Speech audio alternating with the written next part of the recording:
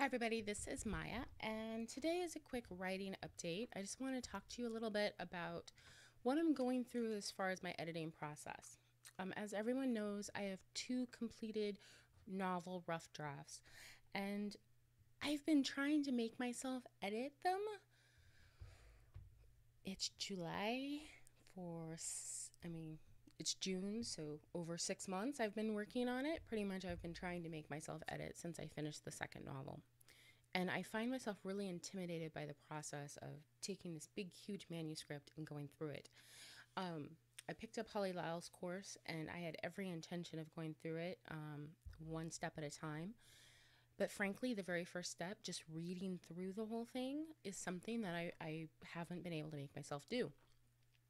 Part of the problem is that my typing is crap. So when I'm just reading through it, I keep stopping, and it doesn't allow me to really get into the story because it's so messy. And I'm realizing that I can't revise something that is that messy. I have to at least have it clean enough that I can read it. And I've been looking at the various ways other people edit their stuff and really trying to see what works best for me. And I've been practicing on my short stories. Sorry, I just bumped the mic. And I'm realizing that I probably need to start editing my novel kind of the way I do my short stories, even if later on down the line I approach it differently. At least that initial edit, at least to get it clean enough that I can read through it that first time. Because right now I literally can't read through it. And it's not bad, it's nothing like that. It's just a matter of when I'm reading, it doesn't matter if it's my own work or somebody else's. If I keep stopping as I'm reading, it doesn't allow me to get into the characters and get into the story. And so, in order to read for all those top level things that every single editing course tells me is the first thing I should be doing, I have to at least have clean enough copy that I can read it. And I'm realizing I can't read a completely messy transcript. I just can't. So, what really brought this to a head is preparing for the Napa Valley Writers Conference. I received a scholarship to go next month, and my manuscript that we're going to be working on for the conference is due on the 15th. I have a short story that I can use for it, but that short story, I've been working on it enough. It's fairly clean.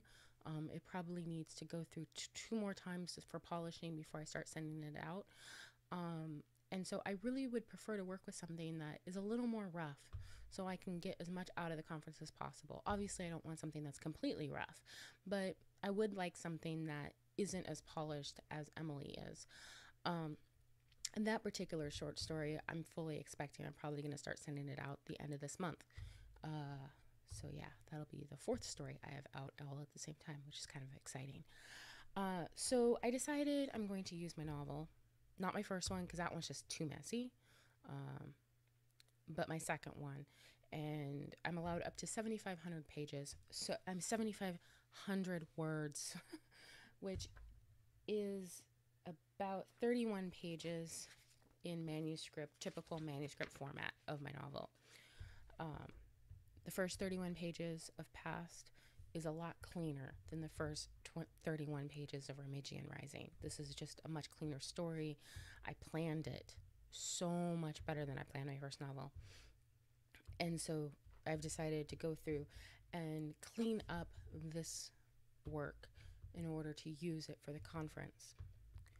Now, as I started to go through it, I started going through and doing the typical thing. I don't know if you can see it, but I read through it. I make my notes all over the place. I've got all kinds of notes and cross outs and places where I rewrite entire paragraphs. And that's all fine and good.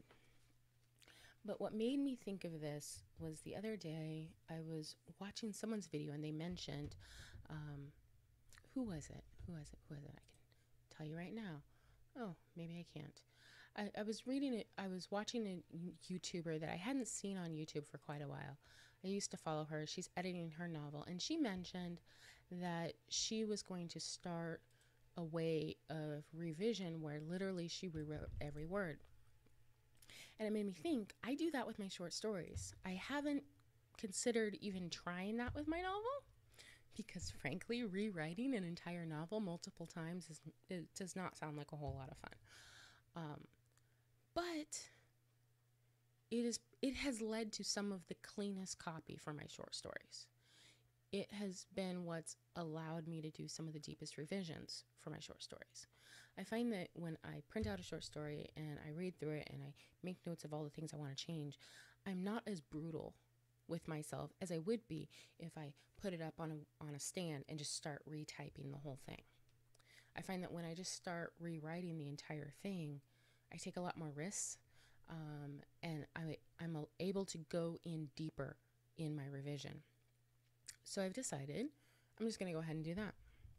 It'll slow me down one sentence at a time, which is fine. But at the end of it, my copy is going to be a whole lot cleaner. Like, my draft is no longer going to be messy, and that will allow me to read through it and use the other editing systems that I'm really looking forward to trying. I know that when I look at my short stories, if I look at my rough draft versus my second draft, where I've literally retyped every word of it, that second draft is very, very clean compared to the first draft. It's not where it ends up being, 60 hours later, but it's a very clean draft. And if I sit down and try to read the rough draft just as a story, I can't. It's so messy that I literally can't read it. Whereas after I have gone through and rewritten the entire thing word for word, it's clean enough that I can finally do that.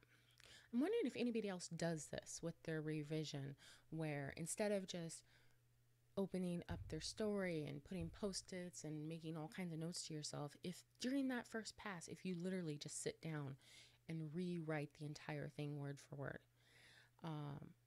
Which brings up a whole nother topic, and that's of mentors. I'm realizing that I'm at a stage in my writing where I need mentors. And what's bringing this to a head is, yet again, I'm still trying to decide, even after I already decided I was going to do an MFA program, the news made me reconsider. And I'm yet again considering traveling around through the third world, living on next to nothing, and writing and reading and just allowing myself a year or even 2 years to just decompress, both from 18 years of raising kids on my own and also decompress from the news and all the stress and all the racial upheaval and everything in the US. I kind of just need a break. I kind of just want to go to a country where I can just sit on the beach and read and make notes and write like 16 hours a day.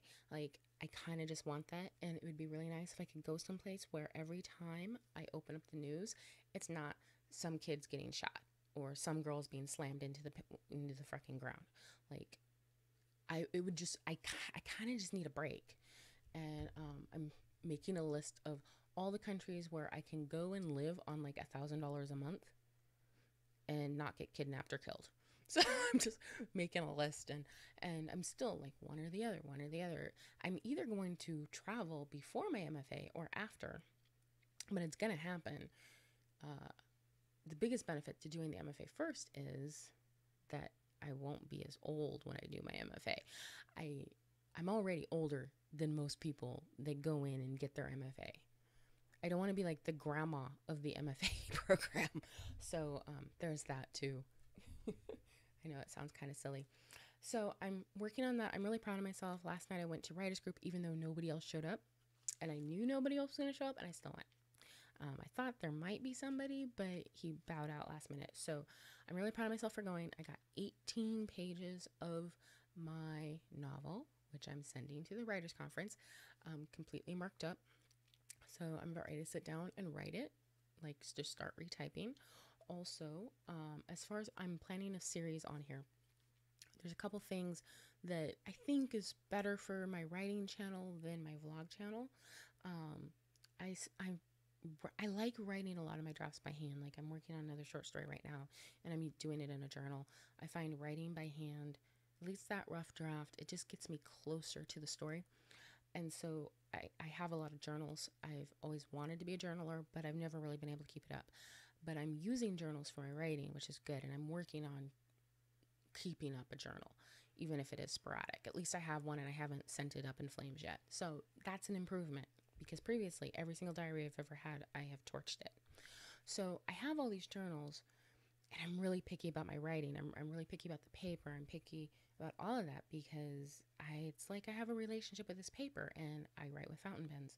So I'm planning a series where I go through the various brands of journals that I have and how I've liked them for my writing. Especially because I'm using them to actually write drafts. I'm not using them for just notes. And so a lot of times I will sit down and just write like an hour or 2 hours in these journals, which is a little bit different relationship than somebody that just opens it up and tests their pen, or somebody that opens it up and makes some notes about like some dialogue they saw at a coffee shop and then they close it and put it away. When you are sustained writing in a notebook, I find that you get a lot more picky about the paper and most importantly about the binding. So I'm going to be doing a review series of all of my journals and just talking about what I like about journals and what I don't like about some journals. And I'm also planning, there was something else I was planning.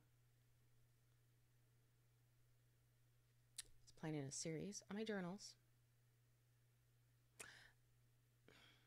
And now I can't remember. Go figure. There was something else I was planning on doing for the channel, and it will come to me the minute I stop talking. So there you go. So look forward to the series on journals, and I'm obviously going to have review on the conference after I go. It'd be really nice if I could get some interviews with people at the conference. I don't know if I would use them for Literary Roadhouse, but I might use them for Literary Roadhouse extras. So that would be kind of cool. My daughter graduates high school tomorrow, so that's pretty exciting and also kind of weird because her father and his parents came for the graduation and we haven't seen them in over 10 years. So it's just kind of weird. You know, I'm a Buddhist, so like I'm practicing the whole mindful compassion, sentient being shit. But there's a part of me that's like kind of and just feels a little uptight. But I'm letting that go. On the plus side, it allowed me some really good writing time today because him and his parents came by and took them out for dinner, and I was able to just stay at home. Since I'm practicing the sixth precept, I don't eat afternoon, and so I was able to just stay at home and really, really write and do some critiques on Scribophile, which I love, and just really get some work done. And I think that's what this channel is really about, is about me learning to get some work done. I'm not a very disciplined person, and it's something I'm having to learn. Even as old as I am, I didn't learn discipline as a kid, and that was the problem with being super smart and testing high and being able to not do anything and get straight A's. Is I never learned how to work, and so I know how to work when I have to, but when I don't, or when I'm just self-directed and I don't have any outside deadlines, I don't. And so this channel is helping teach me to do that work. Oh, that's the other thing. I have some book reviews I'm going to be putting up soon too. So I'm going to cut this not short because I'm me, and I will see you next time. I'm thinking I should probably do like weekly updates, and at least that way it'll keep me focused on what I'm doing, and I can come in and be like, I edited this many pages, or I wrote this many pages, or I submitted to this many places, and I read this book. And it would just be a really nice tool for me to keep going. And maybe in 5 years, it'll be a nice tool to see how someone can go from loving fiction but not reading enough, and loving to write fiction but not reading to their taste yet. I mean, writing to their taste yet, to somebody that is proud of the novels they're writing and is able to live off of their novels and has a degree or teaches classes or whatever. Like, it would be nice to have that documented. So that's the point here, to have that documented. Ciao.